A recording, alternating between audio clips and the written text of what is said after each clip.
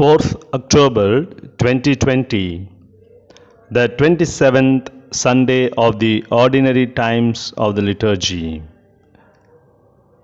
The minimum requirement of love is justice. Without justice, there cannot be genuine love.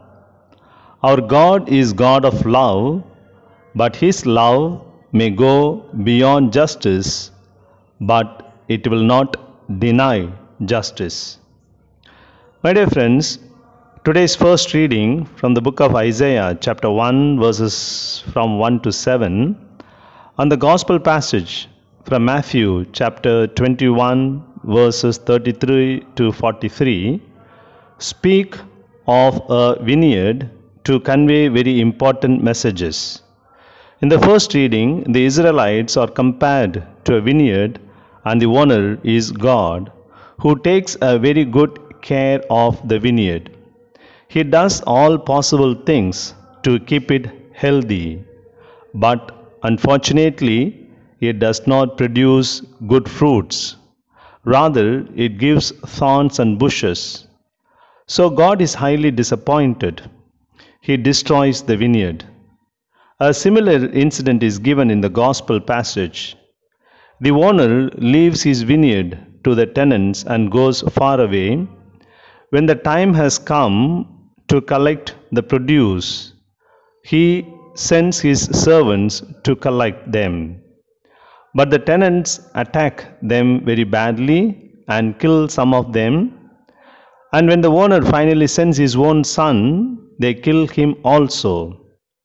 When the owner realizes it, he comes in person to punish them severely and takes away to give it to others who would be faithfully give him the due. This parable gives us lots of insights. We just focus on two of them. One, the tenants refuse to pay the rent as per the earlier agreement. Why? It is because of their selfishness. They do injustice. Refusing to pay someone what is due to him or her is injustice. Not to keep up one's legitimate promise is immoral. Above all, the tenants are criminally greedy to seize the wealth and properties what don't belong to them. The vineyard belongs to the owner, and they are only tenants, but they want to appropriate it immorally. They want to go by shortcut ways to take away the property from the owner, so they go even to the extent of killing the servants and his own son. But when the owner returns, he severely punishes them and takes away the property back. They did not realize that whatever comes in a shortcut manner will not last longer, and it will even destroy us. Oftentimes, we are also tempted in our lives to appropriate what belongs to others. We don't act justly. We try very many unjust, illegal, and immoral ways to take away what belongs to others. But we must realize that whatever comes in a shortcut way, in an immoral way, will not last longer. Not only it would not do any good to us, but also it will even destroy us. Once, 4 young men in a village were suffering without any job. They were very much disturbed and frustrated. They were walking through a forest aimlessly. They sat down under a tree to take some rest. As they were scratching the ground there, they found something valuable under the ground. They began digging further, and to their great joy and shock, they came across a big box of treasure full of gold and jewels. They were very glad, as the treasure would bring a new life to them. As they were carrying it and going through the forest, they came across a holy man, a rishi. They asked him for some good suggestions as to what to do with that treasure. The holy man simply asked them, "Is the box yours?" They said, "No." "Did you work for this treasure?" They said, "No." Then the holy man said to them, So it does not belong to you. You leave it in the place where you found it. The owner might take it later. Because the treasure does not belong to you, not only it will not help you, it will even kill you. But the young men thought to themselves how it would kill them because it is going to give them a new life. So they decided to take it to the village in the night, so they stayed back in the forest. They felt hungry, so two of them went into the village to buy food for the other two. When the two went away, the remaining two made a conspiracy. If we kill those two as they return, we both can divide the treasure among ourselves and we can get double the amount of the treasure rather than sharing it among four of us.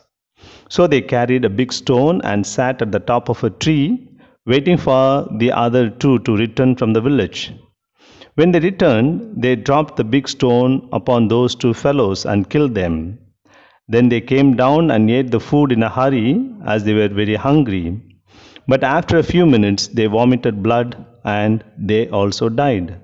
Because those two fellows who went into the village, after eating food, they mixed poison in the remaining food to kill these two fellows so that they could divide the treasure into two parts to get the double the amount of the treasure.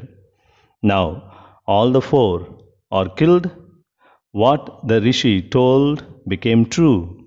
The treasure for which they did not toil would be dangerous to them, and even it would kill them, and it did so. Yes, for any genuine achievement, be it may money or good name or character or reputation or status or friends, whatever may be, we need to pay the price for it.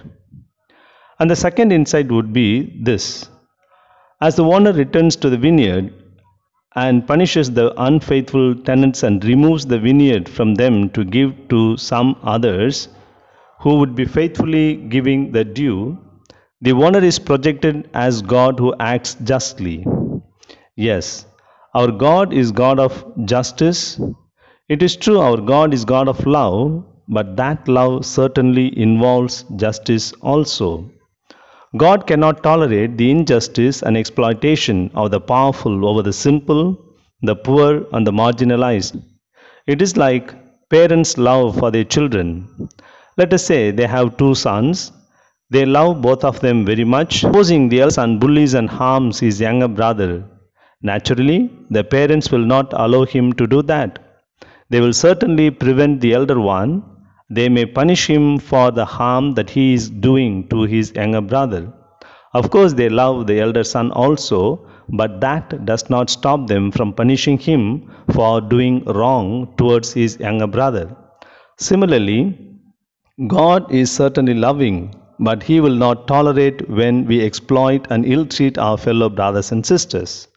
Our God is God of love, but the minimum requirement of love is justice. Love may go beyond justice, but love cannot deny justice. Love may give more than what justice demands, but it will not reduce from what is due. We may say, I love others, but I must do what justice demands of me. I may go beyond justice to do or give more, but I cannot deny what justice demands. For instance, I tell my elderly parents at home, I love you. But if I don't do what justice demands from me, namely, taking care of them, providing them with the basics to make their lives comfortable, then what is the use of saying that I love them? My love for them then is meaningless if I don't do what is expected of me as a son or daughter. Yes, the minimum requirement of love is justice. So, let's be aware that God expects justice from us. Let us be ready to pay the price for any genuine victory and realize that our God, who is love, is also God of justice. Let us reflect upon this today. Thank you.